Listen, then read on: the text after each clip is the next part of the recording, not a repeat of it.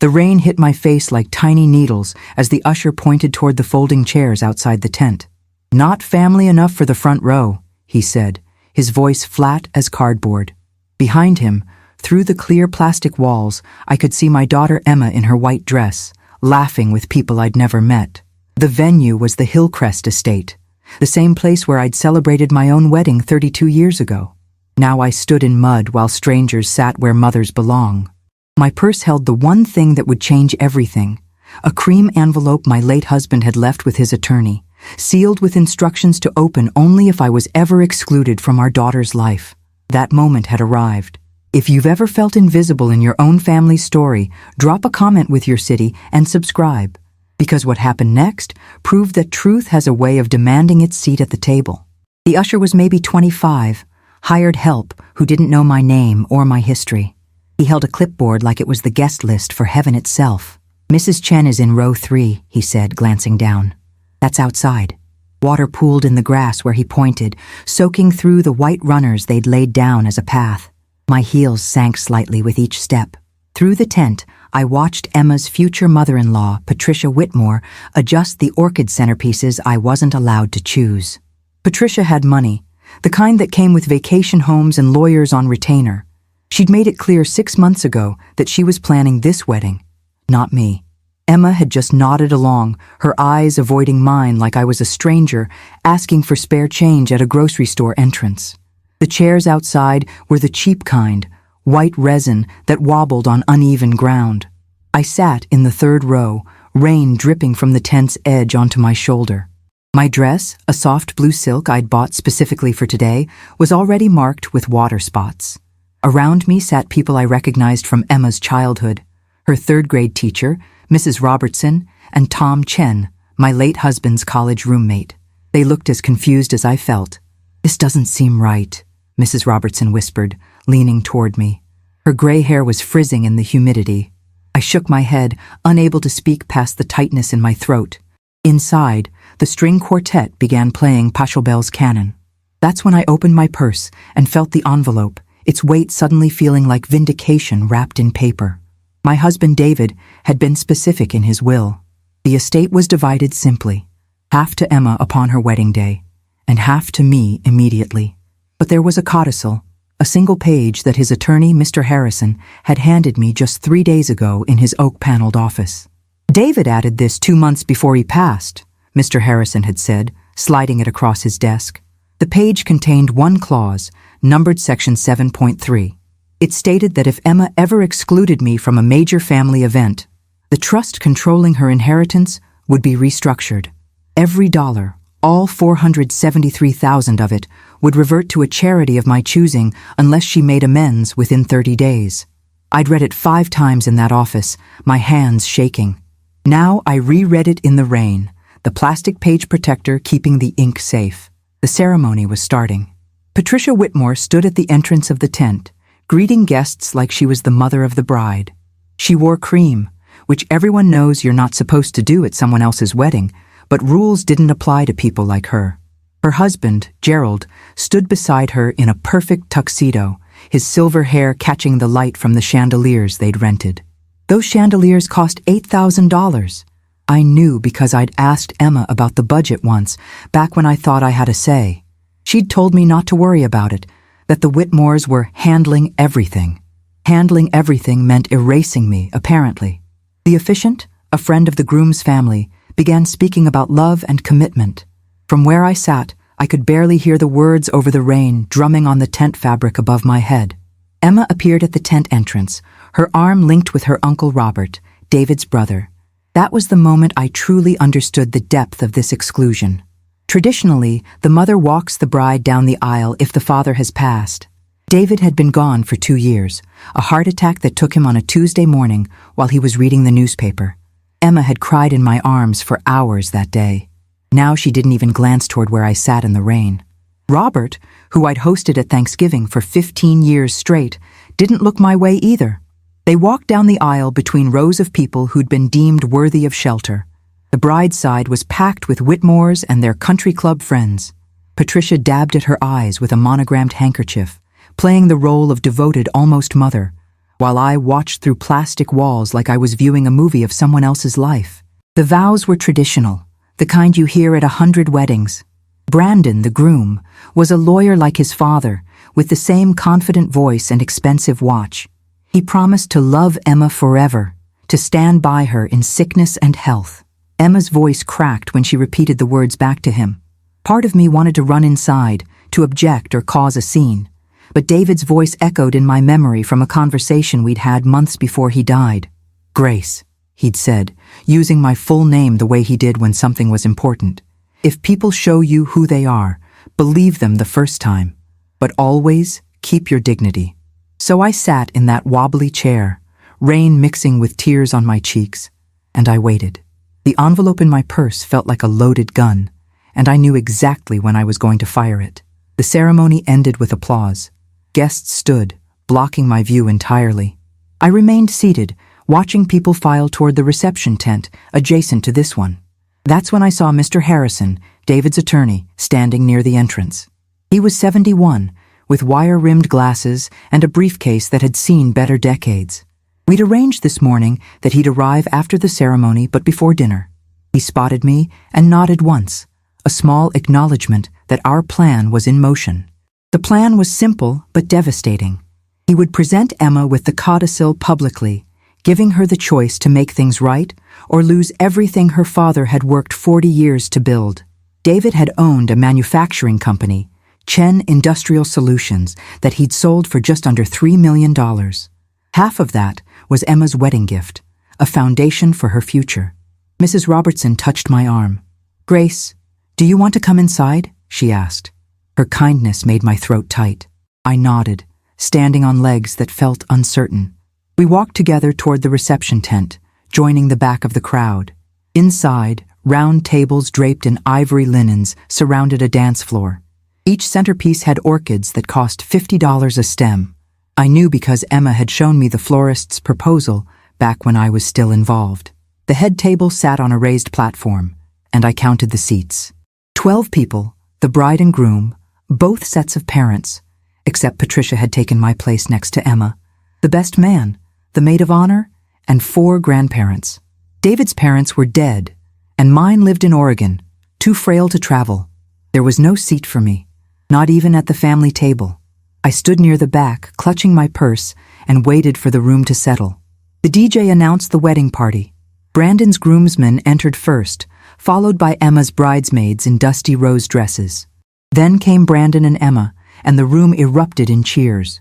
They walked to the head table, and Patricia immediately stood to embrace Emma, kissing both her cheeks like they were in some European film. Gerald shook Brandon's hand with the firmness of someone sealing a business deal. The microphone was set up on the side of the dance floor, waiting for toasts. Traditionally, the father of the bride speaks first. Since David was gone, I'd assumed Emma might ask me to say something, or perhaps Uncle Robert. Instead, I watched as Gerald Whitmore stood, adjusted his tie, and walked toward that microphone. Mr. Harrison appeared beside me, his presence solid and reassuring. "Now?" he whispered. I shook my head. "After his toast," I replied. "Let him have his moment. Then we'll have ours." Gerald tapped the microphone twice, and the room fell silent. "Good evening, everyone," he began, his voice booming with the confidence of someone who'd never been told no. "Linda and I are thrilled to welcome Emma into our family." He gestured toward Patricia. Linda, apparently, though everyone called her Patricia. From the moment Brandon brought her home, we knew she was the one. Smart, beautiful, and from good stock. From good stock, like she was a racehorse. He continued, talking about Brandon's achievements, his law degree from Georgetown, his promotion to junior partner. Then he talked about the future, about grandchildren and family legacies. He never mentioned David. He never mentioned that Emma had a family before the Whitmores entered the picture. When he finished, people applauded politely. Patricia wiped her eyes again, and Emma smiled up at Gerald like he'd just given her the world. That's when I nodded to Mr. Harrison. "Mr." Harrison walked to the DJ and whispered something. The DJ looked confused, but handed over the microphone. Mr. Harrison's voice, when he spoke, was clear and carried the authority of someone who'd spent 50 years in courtrooms. "Excuse me, everyone. I'm Edward Harrison, Attorney for the late David Chen. I have a legal matter that requires immediate attention. The room went silent in a different way now, the kind of silence that comes with confusion and a hint of fear. People shifted in their seats. Emma's face went pale. Patricia leaned forward, whispering something sharp to Gerald. I walked toward Mr. Harrison, my heels clicking on the hardwood floor. Every eye in that room was on me now, and for the first time all day, I wasn't invisible. I took the microphone from Mr. Harrison's hand, feeling its weight, and I said the words I'd been practicing in my head for the last hour. "Good evening," I said, and my voice didn't shake the way I feared it would. "For those who don't know me, I'm Grace Chen, Emma's mother." I let that hang in the air for a moment. I've been sitting outside in the rain for the last hour because apparently I'm not family enough for the front row. The usher's words, not mine. A murmur rippled through the crowd. Emma started to stand, but Brandon put a hand on her arm. I continued. My husband David loved Emma more than anything in this world. He built a life, a business, a future for her. And he left very specific instructions about what should happen if she ever forgot where she came from. I pulled the codicil from my purse, the plastic page protector catching the light. This is section 7.3 of David's will. It states that Emma's inheritance, all $473,000, will be redirected to charity if she excludes me from major family events. Today qualified. The room erupted. Patricia shot to her feet, her face red. "This is outrageous," she shouted. "You can't do this at her wedding." I turned to face her directly, and I felt a decade of dismissed conversations and ignored phone calls crystallize into something sharp and clear. I can, and I am, because this wedding happened without me. The planning, the decisions, the moments that should have been shared between mother and daughter, I was locked out of all of it. And then today, the final insult, I was seated in the rain like a distant cousin nobody likes. Emma was crying now, mascara streaking down her face.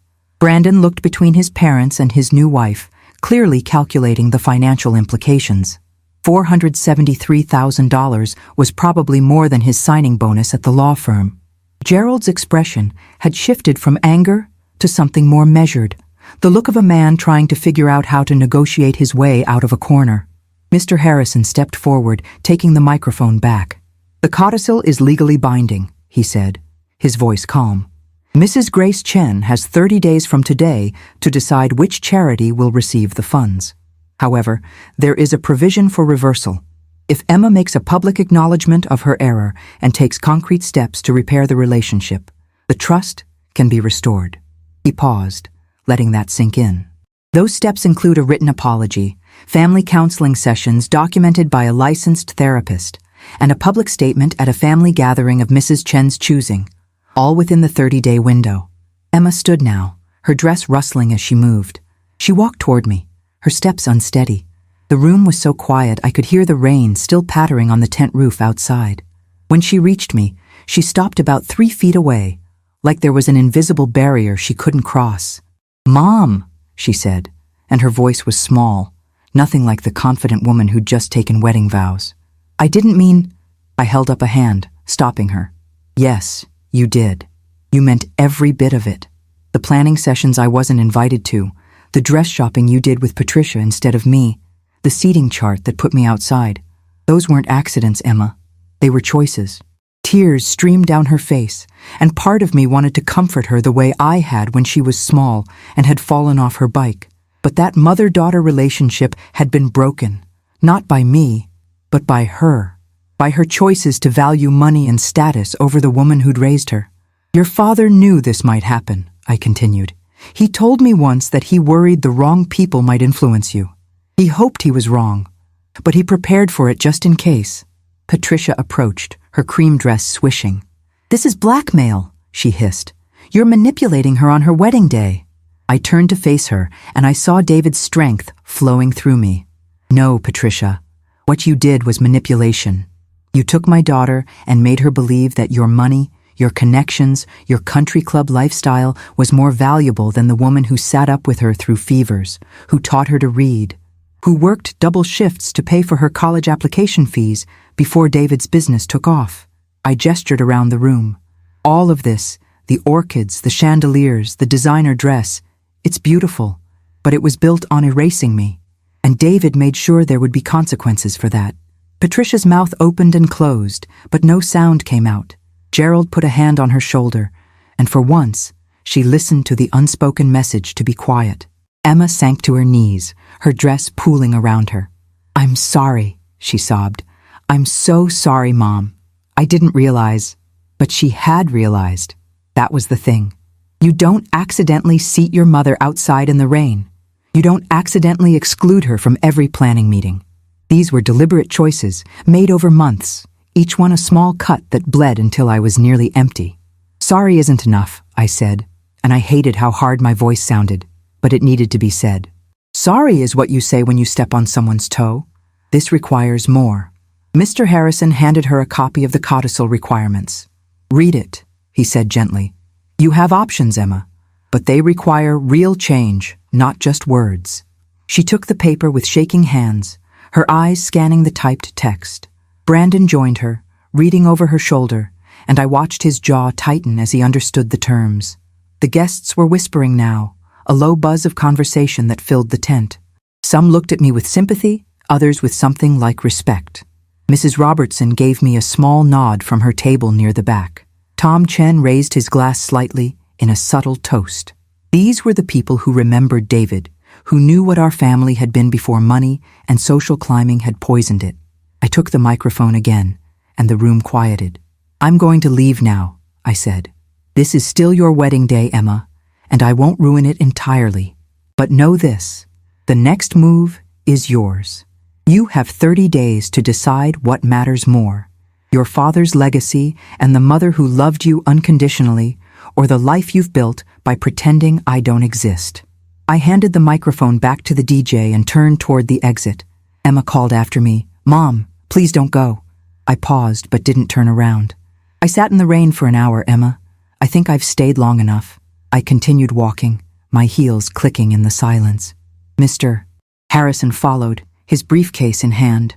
As we reached the exit, I heard Emma collapse into sobs and Patricia's voice trying to soothe her. Let Patricia handle it, I thought. She wanted to be the mother so badly. Now she could deal with the consequences. Outside, the rain had stopped, and the evening sky was turning that particular shade of purple that comes after storms. Mr. Harrison walked me to my car, a 10-year-old Honda that looked shabby next to the Mercedes and BMWs in the lot. "You did well," he said. "David would be proud." I wasn't sure about that. David had been a peacemaker, always looking for compromise. But he'd also been a man who valued family above all else. The drive home took 25 minutes.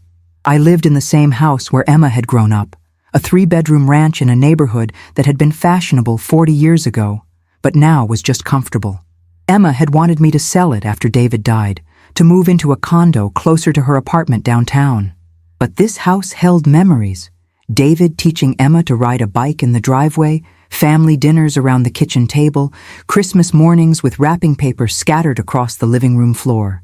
I pulled into the driveway and sat for a moment, my hands on the steering wheel, letting the events of the day wash over me. My phone buzzed. A text from Emma. "Mom, please, we need to talk." I turned off the phone. 30 days, the codicil had said. She had time to think about what she really wanted, and so did I. Inside, the house was quiet. I kicked off my heels and hung up my wet dress, changing into sweatpants and one of David's old flannel shirts that I'd kept. It still smelled faintly of his cologne, even after 2 years. I made tea, chamomile with honey, and sat at the kitchen table with the copy of the codicil that Mr. Harrison had given me. Section 7.3 was clearly written, no legal jargon to hide behind. Emma had to complete 3 tasks: a written apology, at least 6 family counseling sessions with documentation, and a public acknowledgement at a family gathering I would host. The timeline was strict, all within 30 days or the money went to charity. I'd already chosen the charity, just in case, a local women's shelter that helped single mothers get back on their feet. David had volunteered there twice a month before he died. My phone stayed off for 3 days. In that time, I received 17 voicemails, 23 texts, and 4 handwritten letters delivered by courier. Emma was panicking. The letters were desperate, filled with apologies and promises. "I'll do anything," one said. "Please, Mom, I can't lose Dad's legacy." That word, legacy, stuck with me. Because David's legacy wasn't money. It was love, family, the values he'd tried to instill in Emma before the world told her that appearance mattered more than substance. On the fourth day, I finally listened to the voicemails. Emma's voice progressed from tearful to angry to resigned. "Fine," she said in the last one. "I'll do your requirements. I'll jump through whatever hoops you've set up. But this isn't fair, Mom. This is my wedding money. Dad left it for me." That was the problem, distilled into one sentence. She saw it as her money, her right. She didn't see the conditions, the love behind them, the father who'd known his daughter well enough to protect her from her worst impulses. The doorbell rang on day 7. I opened it to find Emma standing on my porch, no makeup, hair pulled back, wearing jeans and a Georgetown sweatshirt that had been Brandon's. She looked younger, more like the girl I remembered before. Ambition and social pressure had reshaped her. "Can I come in?" she asked. I stepped aside. We sat in the living room, the same couch where we'd watched movies on Friday nights throughout her childhood. For a long moment, neither of us spoke. Then Emma said, "I wrote the apology. 12 drafts. None of them felt right because I didn't know where to start." She pulled a folded paper from her pocket. "So I started with the truth. I was embarrassed by you." The words hit like a slap, but I'd known them already.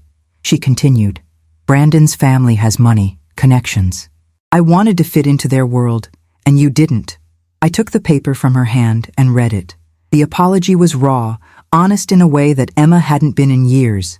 She acknowledged each slight, the planning meetings I'd been excluded from, the bridal shower Patricia had hosted that I wasn't invited to, the dress shopping trip where I'd been told the boutique was full for the day. She wrote about her shame, her misguided belief that erasing her middle-class roots would make her more acceptable to the Whitmores. "Your father grew up poor," I said, setting the letter down. "Did you know that? His parents were immigrants who worked in factories. They saved every penny to send him to community college, and he worked his way up from there. He was never embarrassed by where he came from. He was proud of it." Emma's eyes filled with tears. "I know. He told me that story 100 times. I forgot." We sat in silence again. Outside, the neighbor's dog barked, and somewhere down the street, kids were playing. Normal life continuing while ours hung in balance. "The counseling," Emma said finally. "I've already found a therapist, Dr. Michelle Reeves. She specializes in family dynamics. She can see us twice a week if we need it." I nodded slowly. "And the public acknowledgement?" Emma winced. "That's the hard one. Brandon's parents are furious. They think you're being vindictive. They want to fight the codicil in court." I expected that. "Let them try," I said. "Mr. Harrison assured me it's airtight. Your father had it reviewed by 3 different attorneys before he signed it. He knew what he was doing." Emma looked at her hands. "I told them I'm doing it anyway, with or without their blessing. Brandon supports me," which surprised me. He said his family needs to learn they can't control everything. Progress, I thought. Slow, painful, but progress. "When's the first counseling session?" I asked. Emma pulled out her phone, checking the calendar. "Tomorrow at 3 in the afternoon if you're available. Dr. Reeves has an office on Maple Street." I knew the area, a quiet professional complex near the hospital. "I'll be there," I said. Emma nodded, relief visible in the relaxing of her shoulders. She stood to leave, then paused at the door. "Mom, I know this doesn't fix everything. I know I hurt you in ways that an apology can't erase, but I want to try." I stood too, facing my daughter. "That's all I've wanted, Emma. Not the money, not the public humiliation of the Whitmores, just my daughter back." She left, and I watched her car disappear down the street. Then I called Mr. Harrison. "She's complying," I told him. "Good," he said. "But Grace, be prepared. This is the easy part.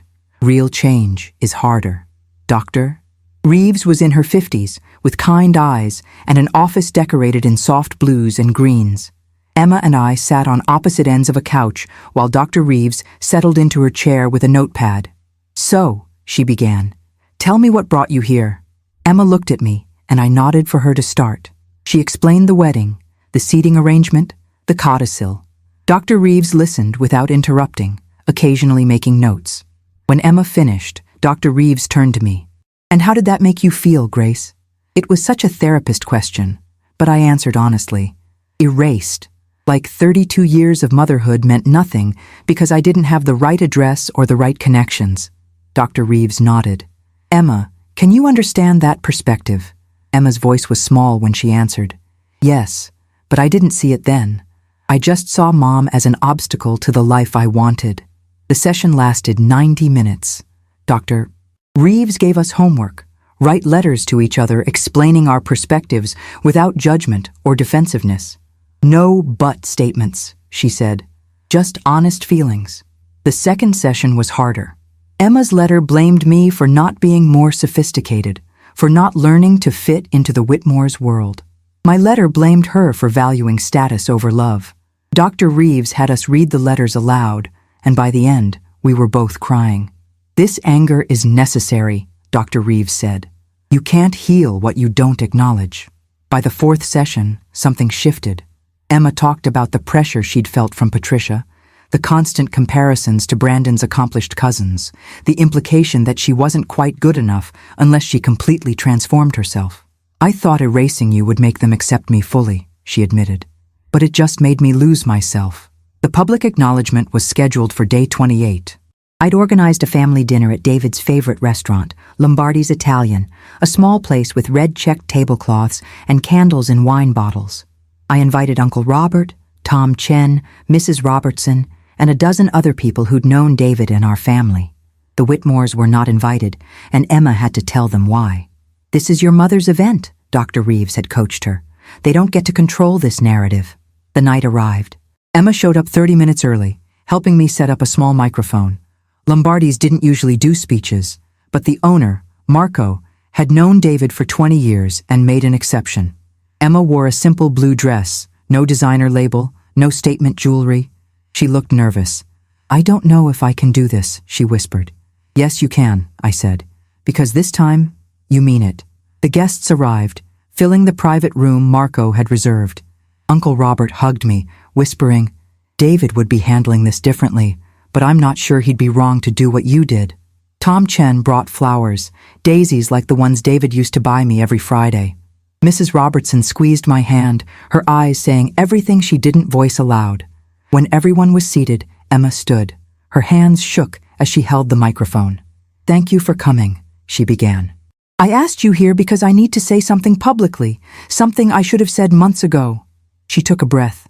"My mother, Grace Chen, raised me with love, sacrifice, and values that I abandoned when I thought they didn't fit the image I wanted to project. I excluded her from my wedding planning. I seated her outside in the rain like she didn't matter. I chose money and status over the woman who gave me everything." Emma's voice cracked, but she continued. "My father knew I might do this. He knew me well enough to see my weaknesses and love me anyway. So he left a codicil in his will, a condition that would force me to confront what I'd done. And I'm grateful for it, even though it's been the hardest thing I've ever faced." She turned to me. "Mom, I'm sorry. Not because of the money, though I'll admit that's what got my attention first. I'm sorry because I broke something precious, the trust between a mother and daughter. I'm sorry because I let people who value appearances more than character convince me that you weren't enough. You were always enough. You are enough." Tears streamed down her face, and mine too. "I don't know if I can ever fully make this right, but I'm going to spend the rest of my life trying." The room was silent. Then Uncle Robert started clapping, and others joined in. I stood and walked to Emma, pulling her into a hug for the first time in months. She clung to me, her body shaking with sobs. "I love you," I whispered. I never stopped. When we separated, I took the microphone. My husband David was a wise man. He knew that sometimes love means letting people face the consequences of their choices. Emma has done the work, the apology, the counseling, the public acknowledgement. She's met every requirement of the codicil. I pulled out my phone and called Mr. Harrison, who answered on the first ring. "Edward, Emma has fulfilled all conditions. Please proceed with reinstating the trust." There was a pause, then his warm voice. "Confirmed. The trust is restored effective immediately. Emma will have full access to her inheritance as originally intended. I hung up and looked at my daughter. It's done. The dinner continued with laughter, stories about David, and a sense of restoration I hadn't felt in years. Emma stayed by my side the entire evening, not from obligation, but from genuine desire to reconnect. She told stories about her childhood that I'd forgotten, camping trips, science fair projects, the time David had accidentally dyed her hair green trying to help with a costume. Uncle Robert shared memories of David's early business days, the risks he'd taken, the integrity he'd maintained even when cutting corners would have been easier. Tom Chen proposed a toast to David, who knew his family well enough to protect them even from themselves, and to Grace, who had the courage to enforce that protection. We all raised our glasses, and for a moment, David felt present in a way he hadn't since his death. Later, as guests were leaving, Emma pulled me aside. Brandon wants to apologize to you. In person. I raised an eyebrow.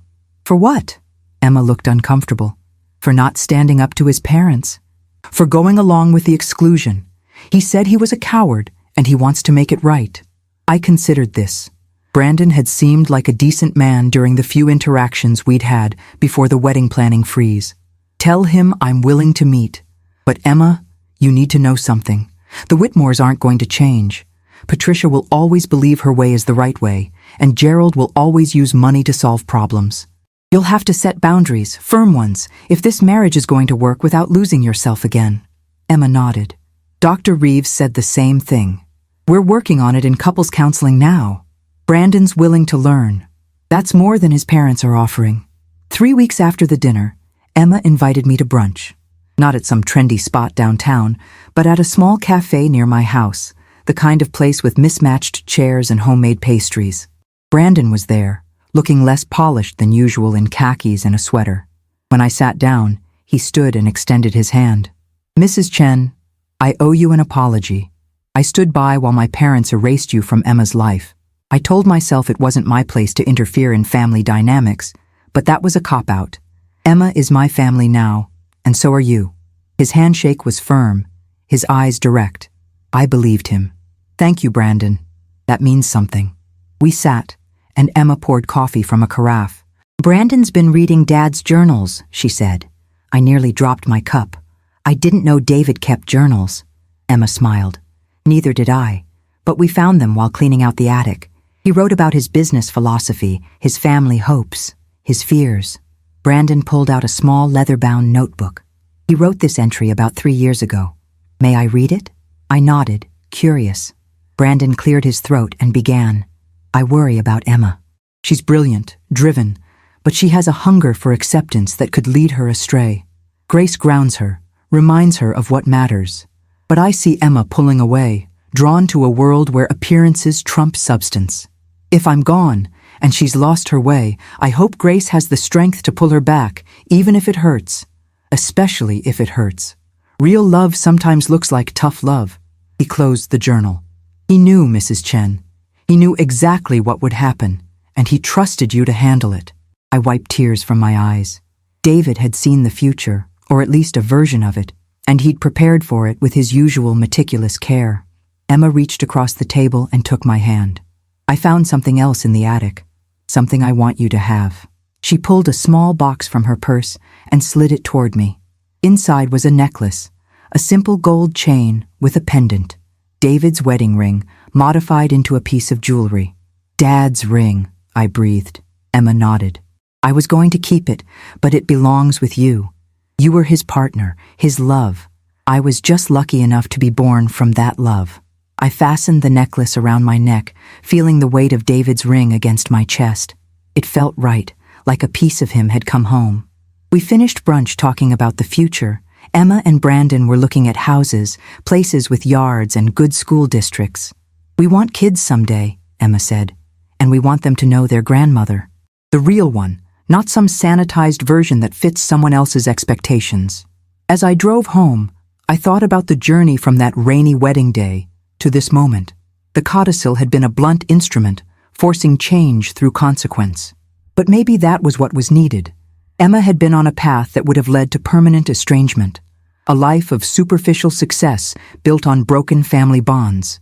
David's codicil had been a course correction, painful, but necessary. The money was never the point. It was the wake-up call.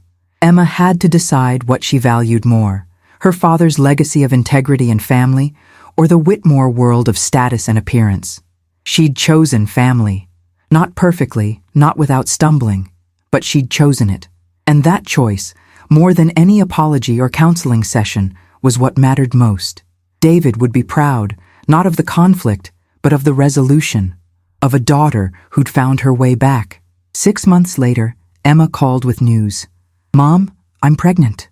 The joy in her voice was unmistakable, pure and uncomplicated in a way I hadn't heard since she was a child. I sat down in my kitchen, the same chair where I'd read the codicil so many times, and let the happiness wash over me. "That's wonderful, sweetheart," I said, my voice thick with emotion. Emma laughed, that bright sound I'd missed during our estrangement. "I'm 12 weeks along. I wanted to wait until it was safe to tell people. But you're the first to know, Mom. Not Brandon's parents, not anyone else. You." That simple statement meant more than she probably realized. It was proof that the order had been restored, that I was no longer an afterthought in her life. We talked for an hour about doctor appointments, nursery colors, and baby names. David was on the list for a boy, and my mother's name, Rose, for a girl. The baby shower happened at my house 4 months later. Emma had insisted on it, overruling Patricia's offer to host at the country club. "My mom's house is where I want it," she'd told her mother-in-law firmly. Patricia had attended, polite but cool, still nursing her wounded pride from the wedding fallout. But Emma had held her ground, setting the boundary I'd encouraged. The living room was decorated with soft yellow and green, gender neutral, because Emma wanted to be surprised. Mrs. Robertson was there, along with Emma's college friends, co-workers, and both grandmothers. Mine had made the trip from Oregon despite her age. We played silly games, ate too much cake, and watched Emma open gifts. When she unwrapped the antique cradle that had been David's, then mine for Emma, her eyes filled with tears. "I remember this," she whispered, running her hand over the smooth wood. "Dad refinished it himself. Uncle Robert had helped me bring it down from the attic, where it had waited for grandchildren. David had carved a small inscription on the headboard years ago. Chen family, with love, across generations." Emma traced the words with her finger. "Our baby will sleep in the same cradle that Dad slept in, that I slept in. That's legacy, Mom. Real legacy, not money in a bank account." Patricia watched this exchange from her seat near the window, and I saw something shift in her expression. Maybe understanding, maybe just resignation that she'd lost the influence battle. Either way, she stayed quiet. After the shower, she approached me while Emma was distracted with guests. "Grace," she said, my name awkward in her mouth like she wasn't used to saying it. "I underestimated you. I thought you were—" She paused, searching for words. Simple, uncomplicated. I was wrong. David chose well. It wasn't quite an apology, but it was acknowledgement. "Patricia," I replied, keeping my voice even, "I never wanted to be your enemy. I just wanted to be Emma's mother. That's all I've ever wanted."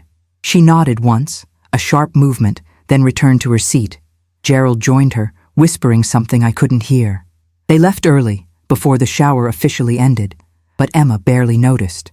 She was surrounded by people who loved her for herself, not for what she could provide or what family she'd married into. That evening, after everyone had gone and I was cleaning up wrapping paper and ribbons, Emma stayed to help. Her baby bump was visible now, pressing against her maternity dress. "Mom," she said, taping up a box of gifts, "I've been thinking about the christening. If it's okay with you, I'd like to have it at Dad's church, St. Michael's." David had been quietly religious, attending Sunday services without making a show of it. St. Michael's was a small stone church on the edge of town, nothing fancy, but it had been important to David. "He'd like that," I said. Emma continued, her voice careful. "And I'd like you to be the godmother. Not Patricia, not one of my friends. You." I set down the trash bag I was holding and looked at my daughter. "Are you sure? That's going to cause tension with the Whitmores." Emma's expression was resolute, the same determination I'd seen in David when he'd made a decision he wouldn't budge on. "I'm sure. Dr. Reeves helped me understand something. I spent so much time trying to make everyone happy that I made myself miserable. And I hurt the people who actually mattered. I'm done with that. This is my child, and you're my mother. That's what matters.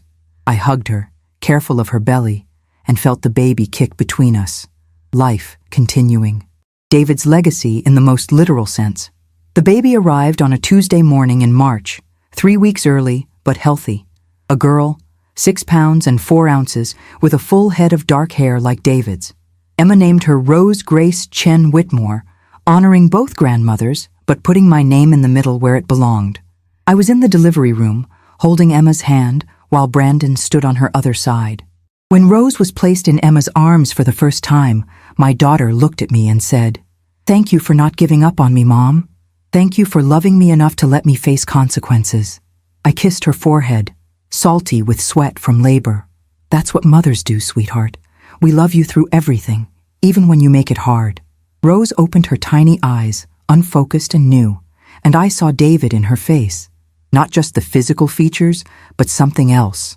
The potential for goodness, for integrity, for love that transcends circumstance. The christening was 3 months later. St. Michael's was packed with family and friends, the same people who'd attended that dinner at Lombardi's, where Emma had made her public acknowledgement. Father Michael, who'd known David for decades, performed the ceremony with warmth and reverence. Emma and Brandon stood at the font, holding Rose, who wore the same christening gown I'd worn, and Emma had worn, yellowed with age, but beautiful in its simplicity. When Father Michael asked who would serve as godparents, I stepped forward along with Tom Chen, who Emma had chosen as godfather. "Do you promise to guide this child in faith and love?" Father Michael asked. "I do," I said, my voice strong. Tom echoed the words beside me. Patricia and Gerald sat in the 3rd row, not the 1st, and they didn't protest. Emma had made her choices clear, and they'd finally accepted them, or at least stopped fighting them. After the ceremony, we gathered in the church hall for a small reception. Emma had organized it herself. No wedding planner, no elaborate catering. Just sandwiches, cake, and punch, served by church volunteers. It was perfect. Rose slept in my arms while Emma mingled with guests, and I found myself thinking about that day at the wedding, sitting in the rain with the codicil in my purse. That moment of pain had led to this moment of joy. Sometimes destruction has to come before reconstruction. Emma's false life had to fall apart so she could build a real one. David had understood that. He'd given her the inheritance with strings attached because he knew she needed guidance even from beyond the grave. The money was a tool, the codicil a map, and I was the one who had to enforce the journey. It had cost us both, Emma her pride, me my comfort, but we'd both gained something more valuable. Uncle Robert approached, holding a cup of punch. "David would be over the moon," he said, nodding toward Emma. "She's found her way back." I adjusted Rose in my arms, her small hand curling around my finger with surprising strength. "He knew the way the whole time," I replied. "He just had to trust us to walk it." Robert chuckled. That codicil was brilliant. Cruel, but brilliant. Only David could pull off tough love from the grave. We stood in comfortable silence, watching Emma laugh with Mrs. Robertson, watching Brandon talk with Father Michael, watching the life David had set in motion continue without him, but forever shaped by him. That was legacy. Not just money passed down, but values, connections, love that persisted beyond death. The codicil had protected that legacy, and Emma had learned to honor it. Rose stirred in my arms, making small sounds. She'd grow up knowing her grandfather through stories, through the business ethics he'd established, through the family bonds he'd fought to preserve. 3 years passed. Rose grew into a curious toddler with Emma's eyes and David's stubborn chin. Emma and Brandon had another baby, a boy they named David Robert, combining both grandfathers. I saw my grandchildren twice a week, sometimes more. Emma had established firm boundaries with the Whitmores. Holidays were split evenly, decisions about the children were made by parents only, and my role as grandmother was non-negotiable. Patricia had gradually softened, perhaps recognizing that her attempts at control had nearly cost her relationship with her son and grandchildren. She was civil to me now, sometimes even friendly. Gerald mostly stayed quiet, a man who'd learned that money couldn't buy everything. Brandon had made partner at his firm, success earned through skill rather than family connections, and Emma had started a small consulting business from home, using her business degree, while still being present for the children. One Saturday afternoon, Emma brought the kids to my house for lunch. Rose, now 3, ran through the house with the confidence of a child who knew she was loved. David Robert, just 18 months, toddled after his sister trying to keep up. Emma was pregnant again, her 3rd, and the glow of motherhood suited her in a way the desperate social climbing never had. We sat at the kitchen table while the kids played in the living room, visible through the doorway. "Mom," Emma said, stirring sugar into her tea, "I never thanked you properly. For the codicil, for standing firm, for not letting me throw away what mattered." I covered her hand with mine. "You've thanked me every day for 3 years just by being the person you've become. That's enough." Emma shook her head. "No, I need to say this. You could have let me go. You could have decided I wasn't worth the fight. But you fought anyway." The truth was more complicated. There were nights after the wedding when I'd almost called Mr. Harrison to cancel everything, to just let Emma have the money and walk away from the pain. But David's voice in my memory always stopped me. "See it through, Grace," I imagined him saying. "Trust the process." So I had. "You're my daughter," I said simply. "That's not conditional. The codicil wasn't punishment, Emma. It was a lifeline."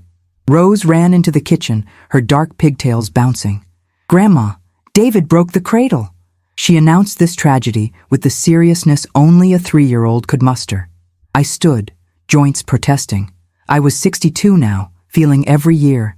In the living room, David Robert sat next to the antique cradle, which had tipped over but wasn't broken. I righted it, checking for damage. The inscription David had carved was still there, intact. Chen family, with love across generations. Rose traced the letters just as her mother had done. "What's this say, Grandma?" I lifted Rose into my arms, and Emma picked up David Robert. We stood together around the cradle, 4 generations connected by wood and words. "It says that family is more than blood," I told Rose. "It's love that lasts. It's people who don't give up on each other, even when things are hard." Rose nodded solemnly, not fully understanding, but sensing the importance. Emma's eyes met mine over the children's heads, and in that look was everything: apology, gratitude, love, understanding. The journey from that rainy wedding to this quiet moment had been painful, but it had been necessary. We'd lost each other and found our way back, and that finding was sweeter for the losing. David had known we'd need help navigating the darkness, so he'd left us a map in the form of a codicil, and we'd followed it home. That evening, after Emma had taken the kids home and the house was quiet again, I sat in David's study. I'd kept it largely unchanged: his desk, his books, his reading chair by the window. On the desk was a photo from our wedding day, both of us young and hopeful, not knowing what the future held but ready to face it together. Next to it was a newer photo: Emma, Brandon, Rose, and David Robert, taken at Christmas. 2 generations in 2 frames, connected by love and loss and hard-won wisdom. I pulled out the codicil, the original document that Mr. Harrison had returned to me after Emma fulfilled all conditions. Section 7.3, David's insurance policy against a future he feared but hoped would never come. It had come, but it had also passed. Emma was restored, not just to her inheritance, but to herself. I reread David's words, his lawyer-precise language that still somehow conveyed his love. "If Emma ever excludes Grace from major family events," it began. And I remembered that day, the rain, the usher's indifferent voice, the hurt that had threatened to drown me. But it continued with the reversal conditions, the path back. David hadn't just punished, he'd provided redemption. That was the man he'd been.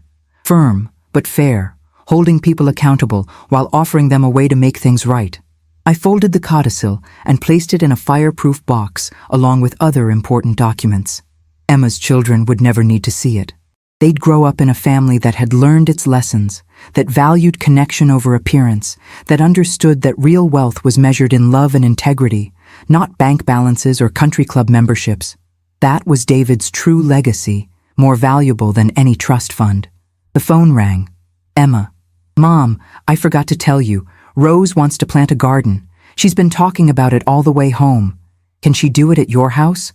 Our yard's too shady. I smiled, remembering David's vegetable garden, the one he'd tended every summer until his heart attack. It had gone to weeds after his death. I hadn't had the heart to maintain it. Yes, I said. Tell her we'll plant in the spring. Tomatoes, like her grandfather grew. Emma's voice was warm. She'll love that. Maybe it'll become her thing with you, like the garden was Dad's thing. After we hung up, I looked out the window at the backyard, imagining it restored. Rose digging in the dirt, learning about patience and growth, carrying on David's tradition without even knowing that's what she was doing. Continuity, legacy, love persisting across time and circumstance. That's what David had fought for with his codicil, and that's what we'd achieved. Later, I wrote in the journal I'd started after David's death. It wasn't daily, just when something significant happened. Today, Emma brought the children, I wrote. Rose asked about the garden. 3 years ago, I sat in the rain at Emma's wedding, wondering if I'd lost my daughter forever. Today she's pregnant with her third child, and we're planning spring planting with Rose. David's codicil worked, but not the way an outsider might think. It wasn't about the money. Emma would have given that up if necessary. It was about forcing a pause, a moment where she had to look at what she'd become and decide if that was who she wanted to be. She chose to change. That choice, that's what David gave her. A hard choice, a painful choice, but ultimately a life-saving one. I closed the journal and placed it on the shelf next to David's journals, the ones Emma had found. Maybe someday Rose or David Robert would read them both. The seasons turned. Rose's garden thrived under our care, her small hands learning to pull weeds and water carefully. Emma had her third baby, another girl named Hope. The name choice was deliberate. Because that's what you gave me, Mom, Emma said in the hospital, Hope wrapped in a pink blanket. Hope that I could change, that it wasn't too late, that family could be restored. Hope Chen Whitmore had David's dark hair and my green eyes, genetics mixing across generations. Brandon's parents came to visit at the hospital, and Patricia held Hope with surprising tenderness. She's beautiful, Patricia said. And for once there was no subtext, no judgment, just a grandmother's love. Emma and I exchanged a glance. Progress was slow, but it was real. The Whitmores would never be like us, would never value the same things, but they'd learned to respect boundaries. That was enough. 5 years after the wedding, Emma invited me to dinner at her house. Brandon was traveling for work, so it was just Emma, the 3 children, and me. After the kids were in bed, Emma poured wine, and we sat in her living room, a space that reflected her true taste now. Comfortable furniture, family photos, nothing pretentious. Mom, I've been thinking about the codicil a lot lately, Emma said. About what Dad knew, and when he knew it. I sipped my wine, waiting. He knew I'd mess up, she continued.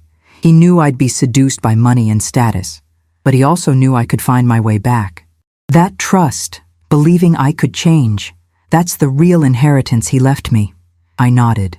Your father always believed in potential. He saw who people could be, not just who they were. That's why his business succeeded. He invested in people others overlooked. Emma set down her wine glass and leaned forward. I want to do something with that understanding. I've been talking to Uncle Robert and Tom Chen about starting a foundation in Dad's name. Nothing huge, just something that helps young people who are trying to better themselves, who are caught between where they come from and where they want to go. My heart swelled. This was David's legacy living on in unexpected ways. What kind of help? I asked. Emma's eyes lit up with enthusiasm. Mentorship, small business loans, college scholarships. But the key would be the mentorship. Because I needed someone to remind me of my values, and not everyone has that. The codicil was Dad's way of mentoring me from beyond the grave. What if we could provide that kind of guidance to others? It was a beautiful idea. David's tough love transformed into a structure that could help hundreds of people. He'd love it, I said. Let's make it happen. The David Chen Foundation launched 18 months later. Emma ran it part-time, using her business skills for something meaningful. The first scholarship recipient was a young woman named Maria, whose parents were immigrants, much like David's had been. She was brilliant, but working 2 jobs to afford community college. The foundation paid her tuition and paired her with a mentor from David's old business network. At the first scholarship dinner, Maria spoke about her dreams of becoming an engineer. "I felt caught between two worlds," she said, her voice wavering slightly. "My family's world and the professional world I wanted to enter. I thought I had to choose, to leave one behind to succeed in the other. But Mr. Chen's foundation showed me I could honor both." Emma cried hearing those words. Later she told me, "That was me. That was exactly me, except I made the wrong choice. I'm so glad we can help others avoid that mistake." Uncle Robert passed away quietly in his sleep at 78. His funeral was at St. Michael's, the same church where Rose had been christened. He'd never married, never had children, so Emma and I organized everything. Going through his belongings, we found letters from David, decades of correspondence between brothers. In one, written about 6 months before David's death, he wrote about his fears for Emma. "She's ambitious, Bobby, maybe too ambitious. Grace grounds her, but I worry what will happen if I'm not here to balance things. I'm setting up some safeguards in my will. Grace thinks I'm being paranoid, but I know our daughter. She's capable of great things, but she's also capable of losing herself. I can't let that happen without a fight, even if I have to wage that fight from the grave." Emma read this letter with tears streaming down her face. He knew. He really knew. We were sitting in Uncle Robert's apartment, surrounded by boxes of possessions to sort. Emma folded the letter carefully. "Mom, I've never asked, did you know about the codicil before Dad died?" I shook my head. "Mr. Harrison told me 3 days before your wedding. David had left instructions for when it should be revealed. He hoped it would never be necessary, but if it was, the timing had to be right, when you'd made your choice clear, but before it was too late to reverse course." Emma was quiet for a long moment. "It must have been terrible, knowing what you knew and watching me shut you out." I remembered those months, the pain of each exclusion, the lonely knowledge that I held the power to change everything, but had to wait for the right moment. "It was hard," I admitted, "but I trusted your father. He'd never led me astray in 30 years of marriage. I wasn't going to doubt him after his death." Emma helped me carry a box to my car. The afternoon sun was warm, spring giving way to summer. "You know what I realized?" Emma said, loading the box into my trunk. "The codicil wasn't about punishing me. It was about loving me enough to risk our relationship to save me from myself. That's courage, Mom. You had the courage to let me hate you temporarily so I could find myself permanently." I closed the trunk, thinking about that wedding day, the rain, the envelope, the decision to act. "I never wanted you to hate me, Emma. I just wanted you back." She hugged me there in the parking lot of Uncle Robert's apartment building, and I felt the completeness of our restoration. We'd been broken and mended, and the mended places were stronger than the original. That's what David had gambled on, that our love was strong enough to survive the breaking and the mending. The foundation grew. By year 3, it was supporting 20 students and had helped launch 5 small businesses. Emma hired a part-time director to handle day-to-day operations, but she remained deeply involved, especially in the mentorship matching. She had a gift for seeing who needed what, for pairing ambitious young people with mentors who could guide without controlling. "I learned from the best," she told me once. "Dad knew how to challenge people without crushing them. That's what we're trying to do here."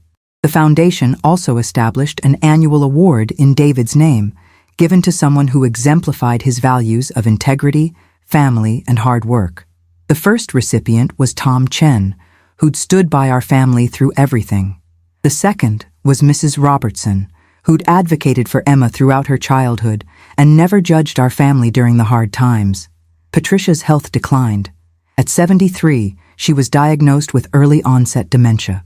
Gerald hired full-time care, but Emma insisted on being involved, visiting her mother-in-law twice a week, bringing the children.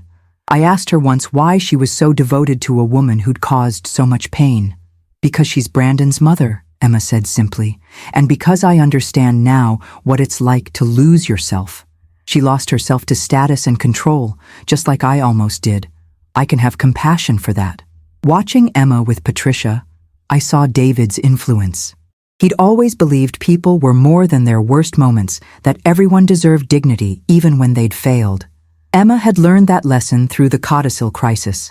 Now she was living it. Patricia, in her clearer moments, seemed to recognize what Emma was offering. "You're kind," she told Emma once, her voice childlike with confusion. Like your mother. 10 years after the wedding, Emma organized a family reunion at the Hillcrest Estate, the same venue where our journey had begun. She'd rented the space for an afternoon, inviting everyone who'd been part of our story. The people from that dinner at Lombardi's, Foundation Scholarship recipients, even Marco the restaurant owner. The weather was perfect, sunny and 75 degrees, no rain in sight. The same tent where I'd been excluded now held tables of food and laughter. Rose, now 13, gave a speech about her grandfather that she'd written for a school project.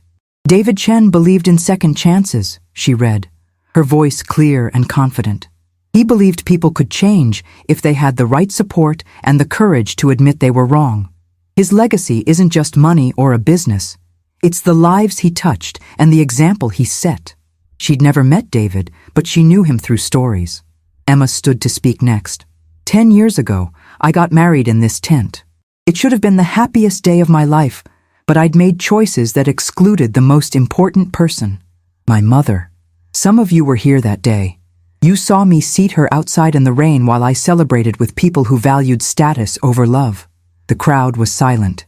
My father, knowing me better than I knew myself, had prepared for that possibility. He left a codicil that forced me to face what I'd done. It was harsh. It was painful. But it saved my life. She turned to me, tears in her eyes.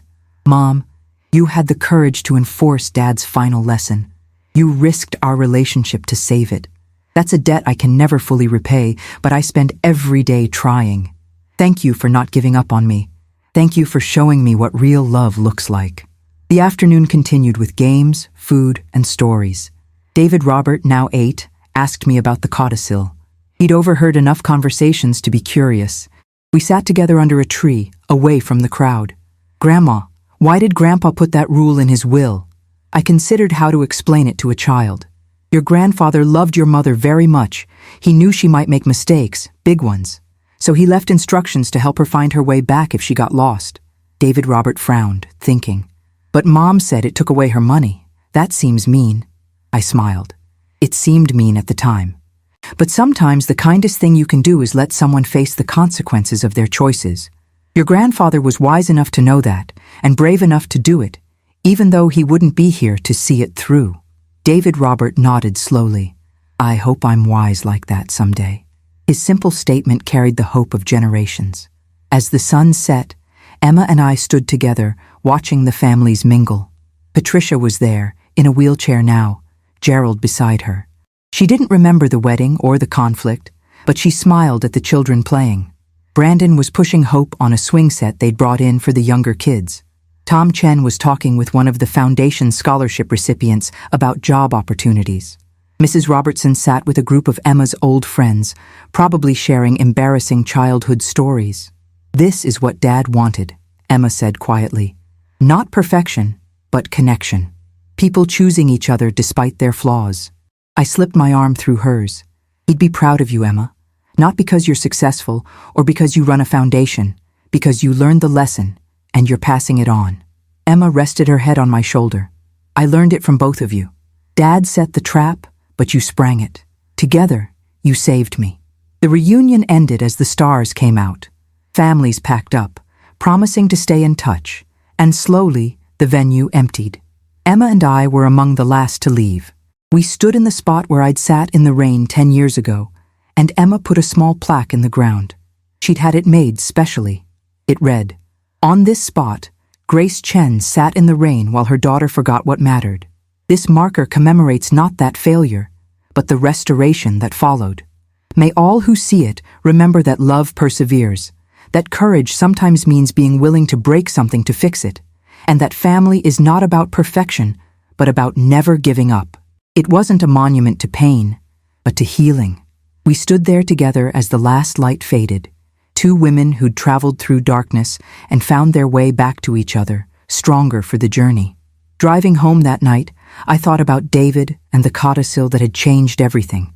It had been a weapon and a tool, a punishment and a gift. Most of all, it had been an act of profound love. A father knowing his daughter well enough to predict her mistakes and caring enough to provide a way back. The money had never been the point. It was the wake-up call, the crisis that forced evaluation, the cost of admission to self-awareness.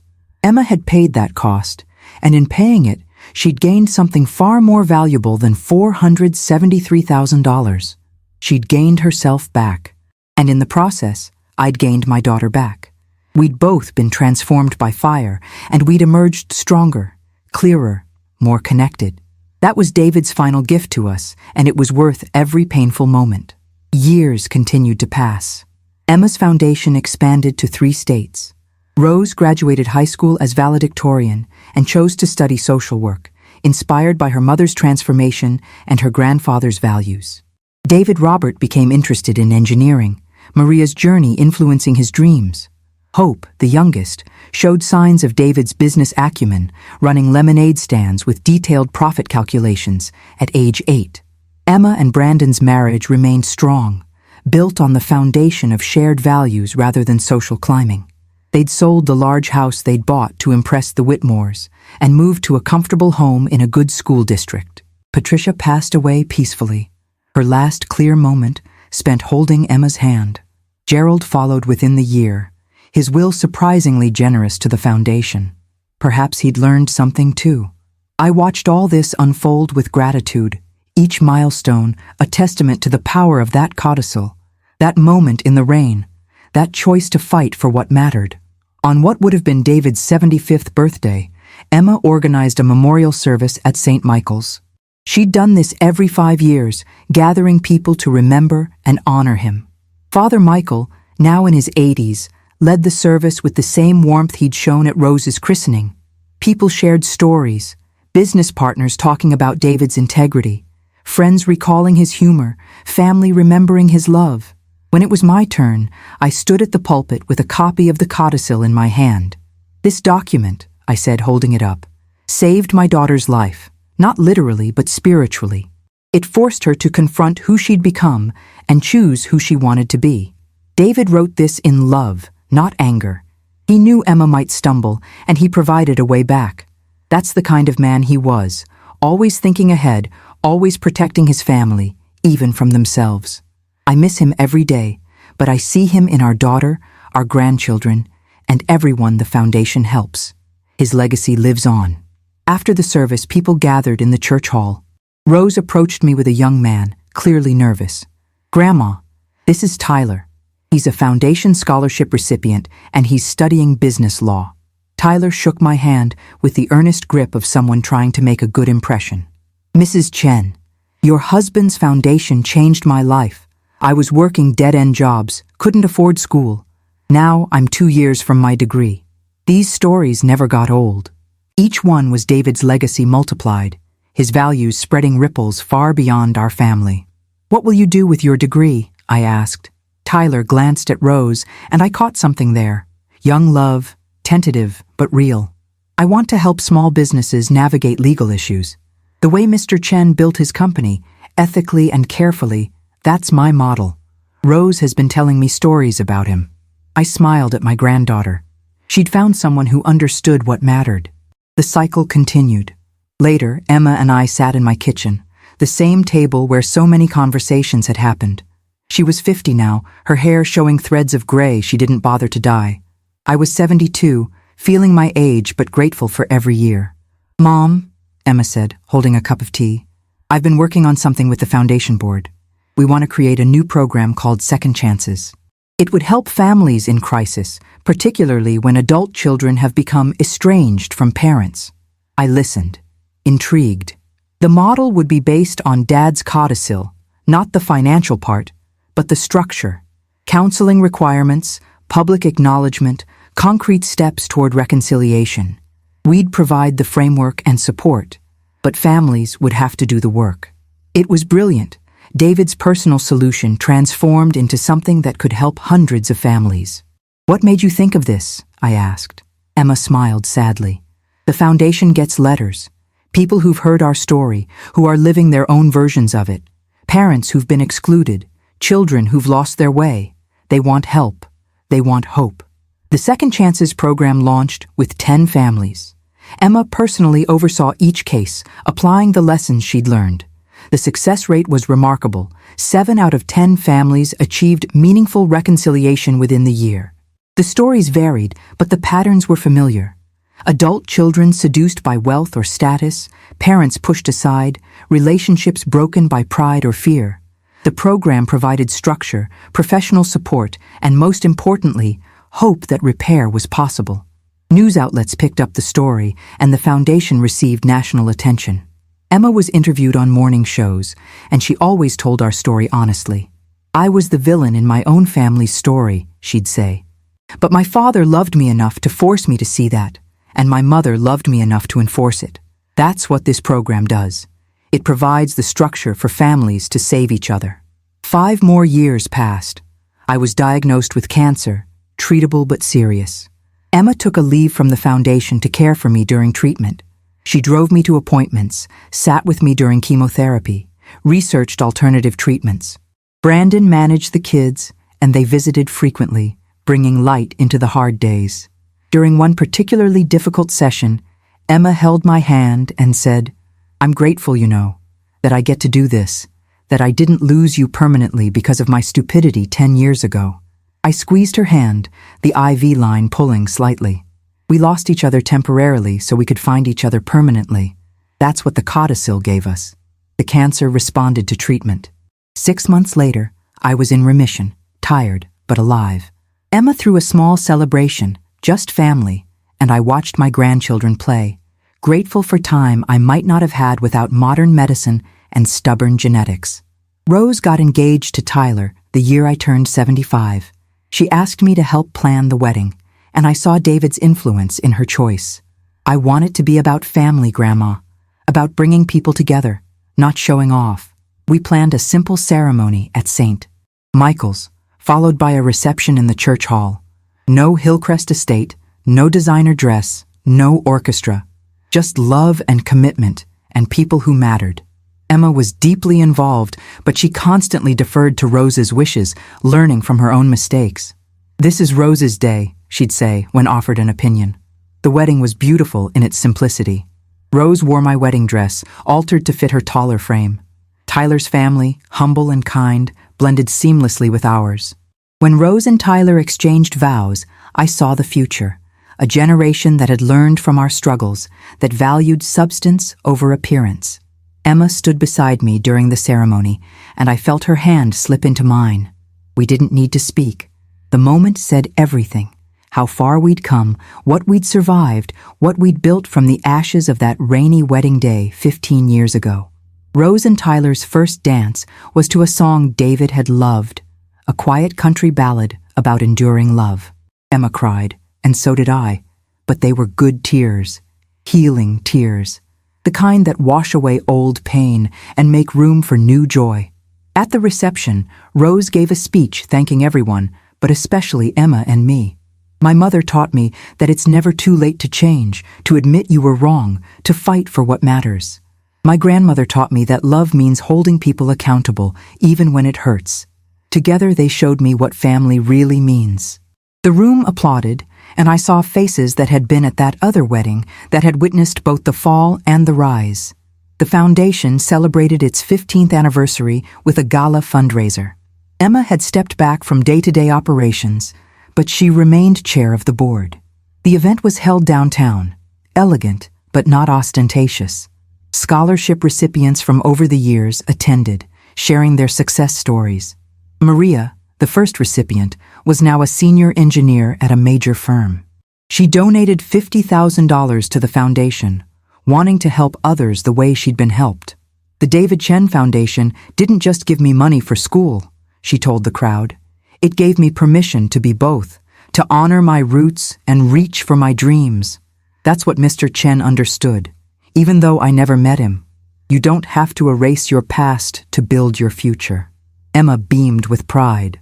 This was David's legacy multiplied 100-fold, touching lives he'd never know, solving problems he'd never see. I was asked to speak at the gala, and I walked slowly to the podium, feeling my 75 years.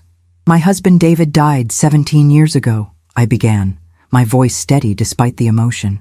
"But he's still teaching, still guiding, still loving through this foundation. The codicil he left wasn't about money or control. It was about providing a path back when someone you love has lost their way. Emma was that person for us. She found her way back, and now she's lighting the path for others. David would be humbled by this work, by the lives changed, by the families restored. And he'd remind us all that love isn't just acceptance. Sometimes it's the courage to demand better, to hold the line, to let people face consequences so they can grow. That's the legacy we honor tonight. The applause was warm, sustained, and I returned to my seat, feeling David's presence in a way I hadn't in years. David Robert graduated from MIT with an engineering degree, following in Maria's footsteps. He'd been accepted to multiple graduate programs, but chose to work first, joining a startup that developed sustainable technology.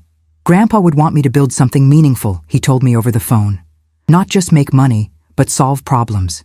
Hope, at 18, was considering business school, but she surprised everyone by taking a gap year to work at the foundation. I want to understand the work before I study theory, she explained to Emma and me during a family dinner.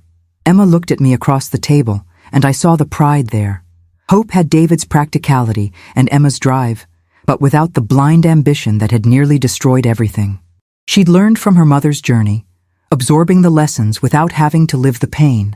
That was grace, literal and figurative. On the 20th anniversary of that wedding, Emma suggested we return to Hillcrest Estate.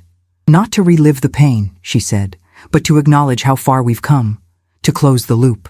I was hesitant, but I trusted her judgment. We went on a Tuesday afternoon, just the two of us. The venue looked the same. The tent space, the manicured grounds, the spot where I'd sat in the rain.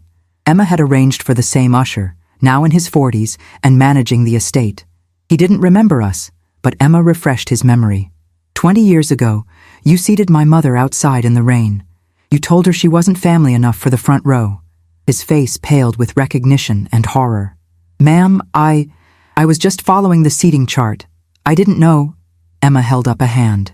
I'm not here for an apology from you. You were doing your job. I'm here to apologize to my mother again, in the place where I hurt her most. We walked to the spot where the ceremony had been. Emma knelt in the grass, in the exact place where I'd sat 2 decades ago. Mom, I've apologized 100 times. I've spent 20 years trying to make it right, but I needed to do it here, where it happened. She looked up at me, tears streaming. I'm sorry for making you invisible. I'm sorry for valuing things that don't matter. I'm sorry for almost losing the most important person in my life because I was too blind to see what I had. I knelt beside her, my old knees protesting. Emma, you've more than made amends. The life you've built, the foundation, the way you're raising your children, that's the apology. Every day, you show me that Dad's codicil worked, that you learned, that you changed. We held each other there in the grass, crying and healing, 2 women who'd been broken and rebuilt by love and consequence and stubborn refusal to give up. The usher approached hesitantly. Mrs. Chen, Mrs. Whitmore, I owe you both an apology too. I've thought about that day over the years, wondered about the woman I turned away. I should have questioned the seating chart. I should have recognized that something was wrong. Emma stood, helping me up. You were young, following orders. But if you ever see someone being excluded from a family event, especially a parent, maybe ask questions, maybe advocate. You have more power than you think. He nodded solemnly. I will. I have a daughter now, and I think about the kind of man I want to be for her. This conversation will change how I do my job. We left the estate feeling lighter, like we'd finally put down a weight we'd carried for 2 decades. The past was acknowledged, honored, and released. We could move forward unburdened, carrying only the lessons and leaving the pain behind. Emma and I started a new tradition after that day. Annual mother-daughter trips, just the 2 of us. The first year, we went to the Oregon coast where my parents had lived before they passed. We scattered some of David's ashes there, in a place he'd loved. Emma read from his journal, entries about family and legacy and love. Your mother Grace is the strongest person I know, David had written. She has a quiet strength that doesn't demand attention, but changes everything it touches. If Emma ever forgets that, I hope Grace finds the courage to remind her, even if it costs them temporarily. Because Grace's love is worth fighting for, Worth coming back to, worth any price. Emma closed the journal. He knew you so well, Mom. He knew your strength before you had to use it. I looked out at the ocean, waves constant and reliable. He gave me permission to be strong. The codicil was as much for me as for you. The Foundation's 20th anniversary brought another milestone, the creation of the Grace Chen Courage Award, given annually to a parent who'd fought for their child despite great personal cost. Emma announced it at the celebration, surprising me completely. My mother sat in the rain at my wedding, holding a document that could have destroyed our relationship permanently. She enforced my father's final wishes, knowing I might hate her for it. She chose long-term healing over short-term peace. That's courage, and it deserves recognition. The first recipient was a father who'd staged an intervention for his addicted son, risking their relationship to save his life. The son, now 5 years sober, presented the award. "My dad loved me enough to let me hate him," the son said, "just like Mrs. Chen did for Emma. That's the courage we honor tonight." I accepted a plaque and gave a brief speech, uncomfortable with the attention, but understanding its purpose. If our story could help even one family, the pain had been worth it. I turned 80 with all my children and grandchildren around me. Emma organized a small party at my house, the same place where so much of our story had unfolded. Rose and Tyler were there with their newborn daughter, Emma's first great-grandchild. David Robert came from across the country, taking time off from his job. Hope brought her new boyfriend, a Foundation volunteer she'd met during her gap year. Brandon was there, grayer, but still devoted to Emma. The house was full of laughter, food, and stories. Emma presented me with a gift, a leather-bound book titled The Codicil Chronicles: How One Document Saved a Family. She'd compiled our entire story, with contributions from family members, photos spanning decades, and excerpts from David's journals. "This is for the great-grandchildren," Emma said, "so they know where they came from and what it took to get here." I held the book, feeling its weight, understanding that our private pain had become a family teaching tool. The book's final chapter was written by Emma, titled, What I Learned from the Rain.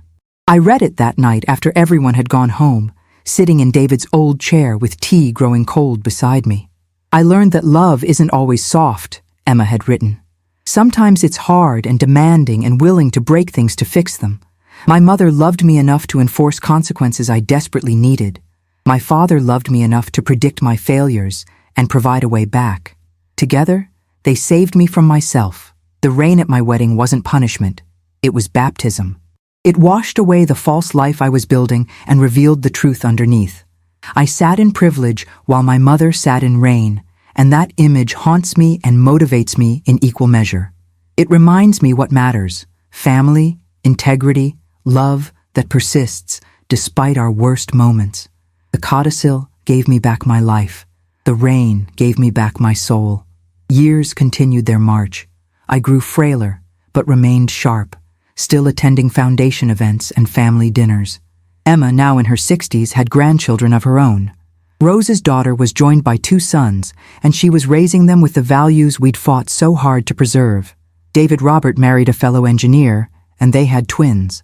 Hope eventually married her Foundation volunteer, and they worked together on the Second Chances program, helping families navigate reconciliation. The Foundation had helped over 500 families and provided scholarships to 200 students. David's manufacturing business money had multiplied through careful investment and generous donations, creating a perpetual engine of change. His legacy wasn't just preserved, it was amplified, touching lives across the country. And it all started with one codicil, one clause, one rainy day when everything fell apart so it could be rebuilt correctly. On what would have been David's 90th birthday, the Foundation hosted a major celebration. I was 85, using a walker but insisting on attending. Emma pushed my wheelchair to the front of the room when it was time for me to speak. David Chen has been gone for 28 years, I began, my voice thin but clear. But he's still here. In this foundation, in our family, in the values we fight to uphold. The codicil he left seemed cruel to some, but it was an act of profound love. He knew his daughter might lose her way, and he provided a map back. That map wasn't easy to follow. It required pain, honesty, and courage from all of us. But we followed it, and look what we found. Reconciliation, purpose, a family stronger for having been broken and mended. David's real inheritance wasn't money. It was the understanding that love sometimes means letting people face consequences, that family is worth fighting for, and that it's never too late to change if you're willing to do the work. The applause was standing, sustained, emotional. Emma joined me at the podium, taking the microphone. My father's codicil forced me to choose. Money or mother, status or soul, image or integrity. I almost chose wrong. But the structure he created, the consequences he established, they saved me. And my mother, her voice broke, and she paused to compose herself. My mother had the courage to enforce it, to sit in that rain, to hold that envelope, to speak truth when it cost her everything. She's my hero, and I spend every day trying to be worthy of the second chance she and Dad gave me. She turned to me, kneeling beside the wheelchair. Mom, thank you for not giving up. Thank you for loving me enough to let me hate you. Thank you for being stronger than I deserved. We embraced, grandmother and daughter, survivors of a storm that had made us both better. I passed away peacefully at 87, surrounded by family in the house where I'd lived for 60 years. Emma held one hand, Rose the other, and the room was filled with children, grandchildren, and great-grandchildren. My last words were simple. Tell them about the rain. Tell them about the codicil. Tell them that love persists. And then David was there, young and whole, extending his hand with that smile I'd fallen in love with decades ago. Well done, Grace, he said. You followed through. You saved her. I took his hand, and the pain of living faded into the peace of completion. Our story was finished, but its lessons would continue. The codicil had done its work. The family was restored, and love had proven stronger than pride, stronger than money, stronger than anything that tried to break it. That was David's final gift, and I'd honored it to the end. Emma found my own journal after I died, entries spanning from the week after David's death to my final days. She read them all, crying and laughing at the memories. One entry, written the night after the wedding confrontation, said simply, "Today I sat in the rain and changed everything. David's codicil gave me the weapon. My love gave me the courage to use it. I don't know if Emma will ever forgive me, but I know I did right by her and by David. That will have to be enough." Another entry, written 15 years later. Emma and I walked the Hillcrest grounds today. She apologized again, though she's apologized 1,000 times. But I understand the need. Some wounds take decades to fully heal. We're healed now, or as healed as humans can be. David was right. The codicil was necessary. Cruel kindness that saved us all. I'd do it again, even knowing the pain, because the alternative was losing her forever.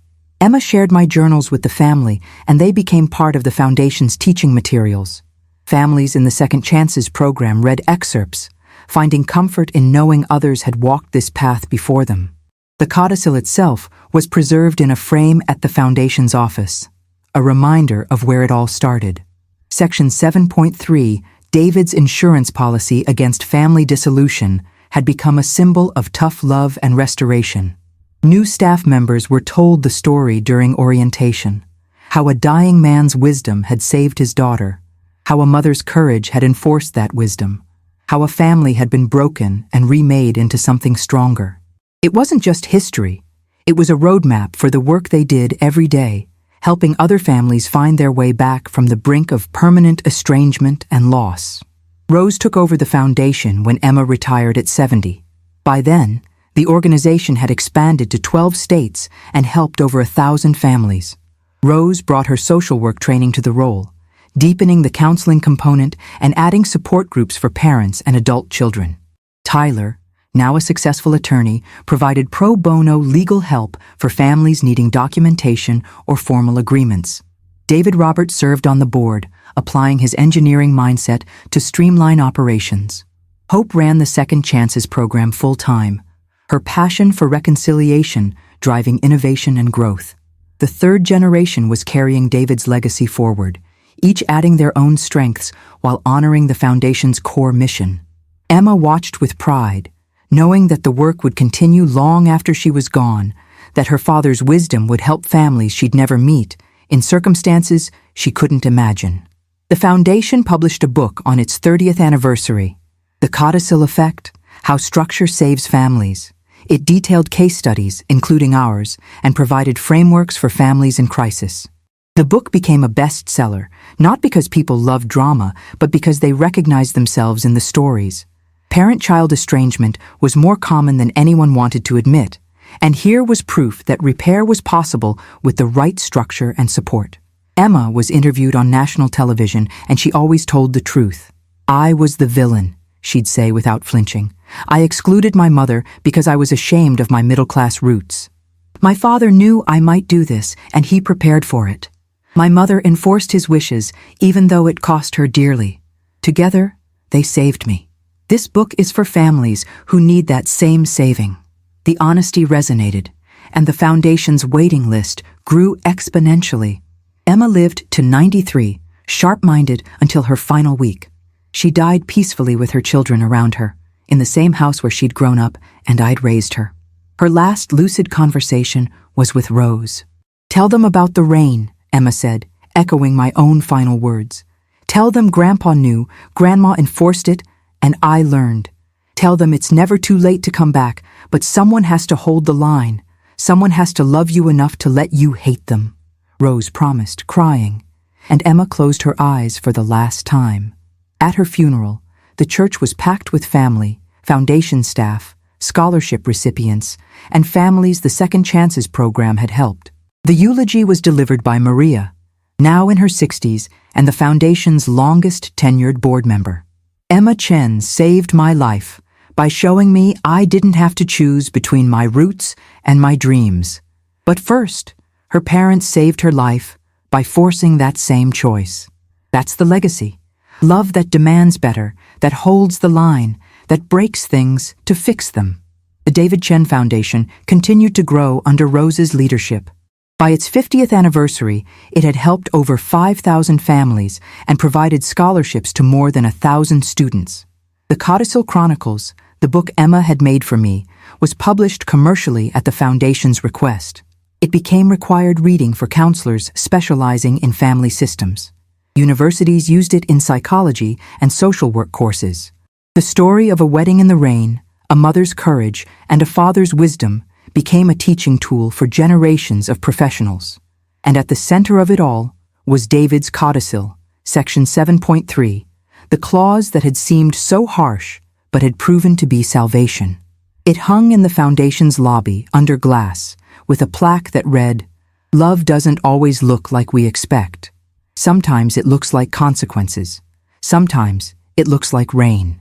But it's always, always worth fighting for."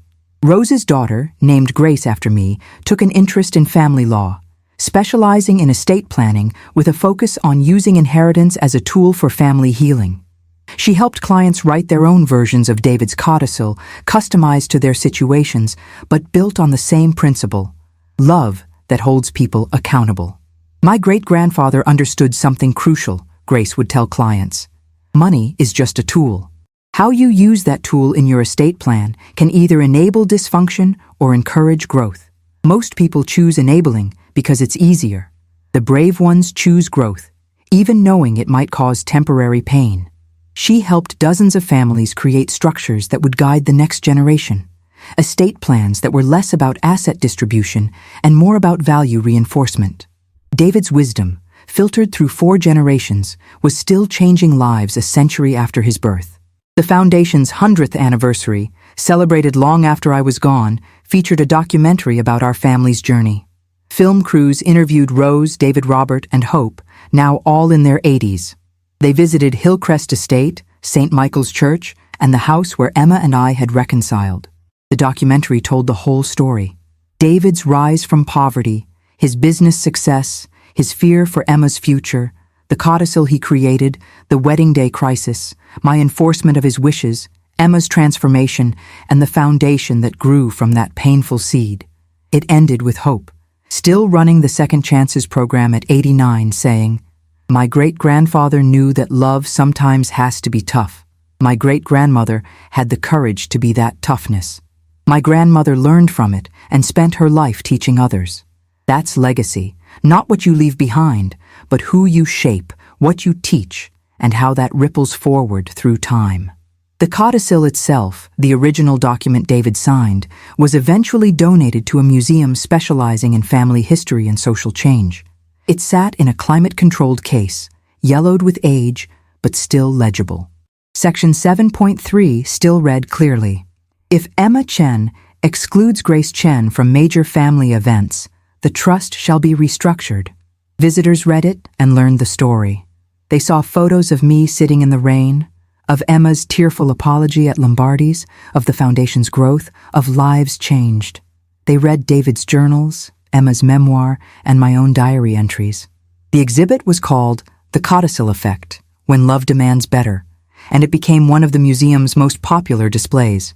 School groups visited, families in crisis visited, estate attorneys visited. They all learned the same lesson, that sometimes the greatest gift you can give someone is the structure to become their best self, even if they hate you for it at first, even if it costs you dearly, even if the path to healing runs through pain. Years turned to decades, decades to a century. The David Chen Foundation celebrated its 150th anniversary with none of the original players present, all of us long gone. But the work continued, the mission unchanged, helping families bridge divides, providing structure for reconciliation, offering hope to those who think estrangement is permanent. The foundation had helped over 50,000 families by then, and the number kept growing. Each success story traced back to that rainy day at Hillcrest Estate, to a mother's courage and a father's wisdom, to a codicil that had seemed cruel but had proven to be love in its most powerful form. David's legacy was secure, not in buildings or endowments, but in families restored, in children who knew their parents again, in bonds that had been broken and rebuilt even stronger. And somewhere in all those stories, in all those reconciliations, David and I were present, still teaching, still guiding, still showing that love persists if you fight for it. If you've ever felt invisible in your own family's story, remember this: change is possible, but it requires courage from everyone involved. Someone has to hold the line, someone has to face consequences, and someone has to believe reconciliation is worth the pain of getting there. That's what David's codicil taught us. That's what the rain revealed. That's what love looks like when it's willing to break things to fix them. My journey with Emma, from that wedding to her deathbed, from pain to peace, proved that families can heal if they're willing to do the work. The codicil was just paper and ink, but behind it was a father's love, a mother's courage, and a daughter's willingness to change. That combination, replicated in thousands of families through the foundation's work, is the true legacy. Not money, not status, not appearances, but love that persists, love that demands better, love that never gives up. That's what David left behind, and it will echo through generations long after his name is forgotten. Because true legacy isn't about being remembered.